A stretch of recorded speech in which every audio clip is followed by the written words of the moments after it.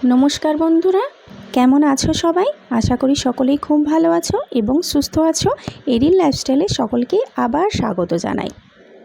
এই জায়গাটাতে করেছে সবার বসার মতো, আর এখানে একটি আগুনের চুল্লি করা আছে যাতে এই ঘরটা পুরো গরম থাকে। কাঠের গুঁড়োটা একটু একটু করে দিতে হয় যাতে করে ভালো মতো জ্বলতে থাকে। লোহার খাঁচা আর তার উপর মোটা পলিথিন দিয়ে এই পুরো জায়গাটা বসার মতো তৈরি করেছে। তাতে লাগানো আছে ফাইবারের একটি দরজা। গাছের গুঁড়ি কেটে কেটে বসবার জন্য বেঞ্চের মতো তৈরি করেছে।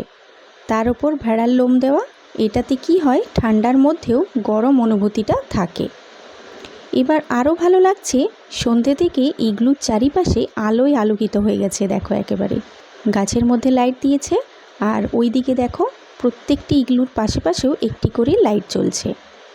সত্যি ভাবতেও অবিশ্বাস্য যে কিভাবে এখানে এত উপরে এতটা বরফের মধ্যেও কারেন্টের ব্যবস্থা করেছে প্রত্যেকটা জায়গাতেই।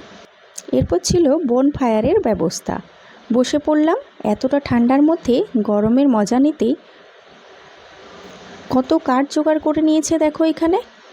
কিছুক্ষণ আগুন পোহানোর পর রাতের ডিনারে চলে এলাম। রান্নাবান্না এখানের একেবারে ঘরোয়া সিম্পল।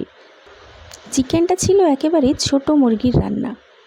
এছাড়াও রাইস, রুটি, যে যা খাবে সব কিছুরই ব্যবস্থা ছিল।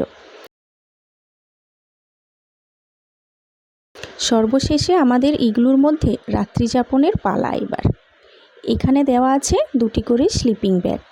তবে সোয়েটার জ্যাকেট সব পরেই ছিলাম, কারণ বুঝতে পারিনি যে ঠান্ডা কেমন লাগবে। আর এই হলো ইগলুর ভেতরটা। তবে যতটা ভেবেছিলাম অতটাও ঠান্ডা লাগেনি। দারুণ ঘুম হয়েছিল, পুরো এক ঘুমেই সকাল।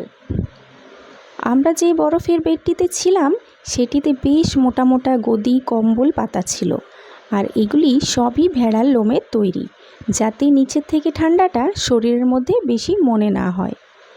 এছাড়াও ছিল একটি এমার্জেন্সি চার্জার লাইট। এই যে ভেতরটাতে একটা এলইডি বাল্ব লাগানো আছে, যেটি ছিল ইলেকট্রিক কানেকশনের। তাছাড়াও ছিল হট ওয়াটার ব্যাগ, গরম জল খাওয়ার জন্য। সমস্ত ব্যবস্থাই খুবই কমফোর্টেবল ছিল। ডিসেম্বরের মাঝামাঝি থেকে ফেব্রুয়ারির শেষে গেলে এই সময়টাতেই স্নোফলটাও দেখা যায়, আর বরফটাও ঠিকঠাক থাকে। আমরা যেহেতু মার্চ মাসে গেছিলাম, তাই জন্য তখন থেকে বরফটা একটু একটু করে গলতে শুরু করেছিল। এছাড়াও এখানে ইগলুগুলির দুপাশে দুটি এমার্জেন্সি হিসাবে টয়লেটের ব্যবস্থাও করা ছিল।